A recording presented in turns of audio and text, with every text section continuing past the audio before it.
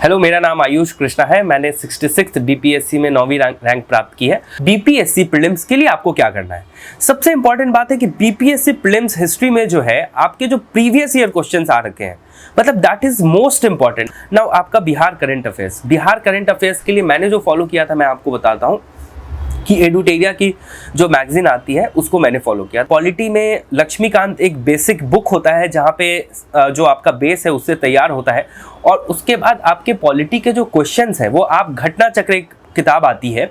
तो घटना चक्र में क्या होता है कि स्टेट सर्विसेज और जो भी कॉम्पिटिटिव एग्जामिनेशंस हैं सिर्फ उसके क्वेश्चंस हैं। जैसे मैं तैयारी करता हूं तो मेरे पास एक पेज होता था, मैं डायरी में मेंटेन करता था कि व्हाट आर द थिंग्स जो मुझे डेविएट कर सकती है। तो उसमें मैं लिखा था कि भाई जो है रैंडम अननेसेसरी टेस्ट सीरीज जो है, या कोई एक बुक आ गया तो मैं उस बुक पे रिसर्च करने बैठ गया। तो ये सब चीज़ें मैं लिखी थी कि जो मेरी कमजोरी है कि मैं जहाँ टाइम वेस्ट करता हूँ, क्योंकि देखिए ये कॉम्पिटिटिव एग्जामिनेशन है, आपका टाइम का इतना ज़्यादा महत्व है। अगर आप एक सिस्टमैटिक स्टडी करेंगे, मतलब एक सिस्टमैटिक वे, फॉर एग्जाम्पल आपको PYQ करना है, PYQ के बाद टेस्ट करना है, टेस्ट के बाद एनालिसिस करनी है, एनालिसिस के बाद फिर से आपको PYQ देखना है, तो ये सब जो चीज़ है ना, ये आपके प्रिपरेशन को बहुत ही स्मूथ बनाएगा। लास्ट में अब कोई भी नई चीज़ नहीं पढ़नी है, कोई भी नई चीज़ नहीं पढ़नी है। चाहे कोई आके कह दे यही क्वेश्चन है, फिर भी मैं कहूँगा कि कोई भी नई चीज़ नहीं पढ़नी है, क्योंकि ये सब अफवाह होगी।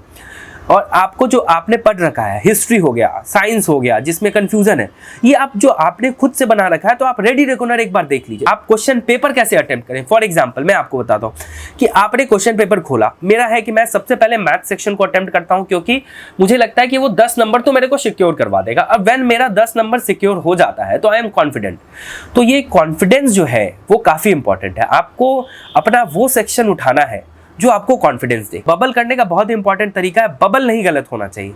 अलग अलग लोग, कुछ लोग होते हैं जो क्वेश्चन के साथ साथ बबल करते हैं, कुछ लोग जो होते हैं कि भाई बाद में बबल करते हैं, तो वो आपकी स्ट्रैटेजी। पर मैं आपको एक तरीका बताऊंगा जो बहुत ही इंपॉर्टेंट है, कि बहुत लोग का क्या होता है कि बबल करते वक्त वो नेक्स्ट में गलत कर देते हैं, क्योंकि बबल जो है सीक्वेंस में होता है।